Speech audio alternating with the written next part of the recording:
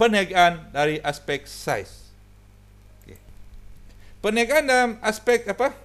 Dari aspek saiz perniagaan, pengklasifikan perniagaan berdasarkan saiz, kita boleh bahagikan kepada dua, iaitu tadi kelas saiz kecil, sederhana, besar, dan kita bahagikan lagi kepada dua klasifikasi, sektor perkilangan, sektor perkhidmatan.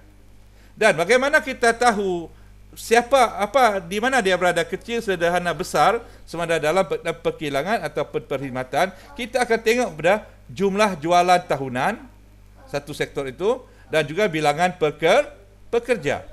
Bagi sektor perkilangan, jumlah jualan tahunan adalah untuk dikategorikan sebagai kecil, ada besar, sederhana, besar, ada berbeza dengan perkilangan. Okey, kita tengok yang pertama.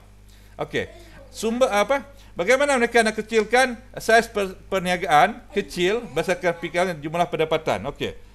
Yang pertama, pendapatan saiz sederhana adalah saiz kecil, saiz kecil, ni kita buat terus direct macam ni 3. Ini dia. Ini. Okey.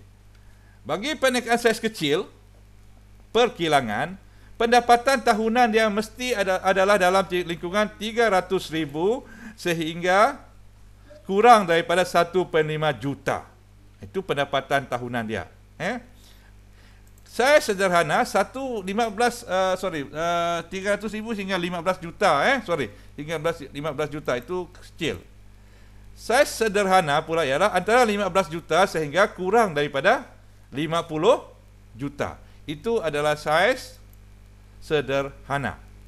Besar, pendapatan adalah 50 juta dan ke atas. Okey. Contohnya, kalau ada satu kilang, anda ada kilang perabot, pendapatan anda cumalah 299,000 sahaja.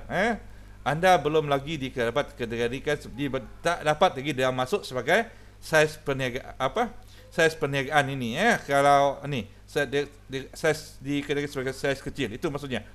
Lepas itu kelas kita tengok dari aspek berapakah bilangan pekerja mereka. Okey. Saiz sederhana, ingat tengok ni. Saiz sederhana. Okey, saiz kecil, bilangan pekerja tetap, bukannya pekerja tetap yang daftarkan untuk dapat pendapatan dan sebagainya adalah di antara 5, dia menggaji 5 hingga kurang daripada 75 orang. Itu pekerja tetap dia. Mungkin dari akaunan, dan aspek pentadbiran ataupun di kilang dia di bawah macam tu, dia 5 hingga 75 orang. Sederhana pula dah 75 dan kurang daripada 200 orang. Itu bilangan pekerja dia. Dan besar 200 orang ke atas. Okey. Ada soalan tanya begini. Kalau anda ada pendapatan 350,000 satu tahun dan menggunakan pekerja di antara 5 hingga kurang daripada 75, atau ada menggunakan pekerja dalam 20 orang, maksudnya industri anda ataupun anda terlibat dalam perniagaan bersaiz kecil, perkilangan. Contohnya anda mengeluarkan perabot, perabot sebagai contoh.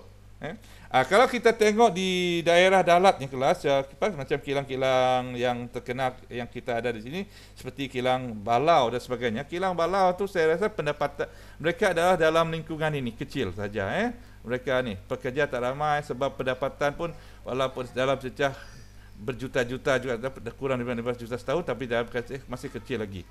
IKS. Okey, itu dari aspek kecil. Sekarang dari aspek perkilangan, perkilangan tadi ada aspek perkilangan, dari aspek perkhidmatan pula. Okey, dari aspek perkhidmatan, dari aspek pendapatan, jumlah pendapatan untuk perkhidmatan adalah kalau dalam lingkungan 300,000 sehingga masih lagi 3 juta, masih lagi kecil, 300 juta hingga 20 juta. Tengok sederhana. Dia ubah lagi, dia up sikit 3 juta, ini 300,000 sampai 3 juta. Perkhidmatan dikecilkan lagi. Sebab perkhidmatan yang contoh, kalau anda buat hotel, keluarkan sektor perhotelan, hotel, ataupun anda buat restoran. Restoran 5 bintang dan sebagainya. Masuk dalam perkhidmatan. Ataupun anda buat panggung wayang. Tapi kalau pendapatan anda kurang 300 hingga 300 juta, pada peringkat awal anda masuk di perkilangan dia dalam kategori kecil. 3 juta dan 2 kategori sederhana. Sekarang untuk mengonfirm, untuk memastikan anda betul-betul dalam saiz kecil ataupun sederhana dan perkhidmatan, kita tengok pula dari aspek berapa orang anda gajikan pekerja anda. Okey, itu maksud dia. Berapa anda perlu gajikan untuk bekerja di dalam perniagaan anda. Contoh, anda punya anda buka restoran anda, restoran anda pendapatan 300 hingga 3 juta setahun di Dalat, ataupun pendapatan anda adalah 1.3 juta. Atas dasar masih anda ni kelas ataupun kesian anda ambil pekerja 31 orang.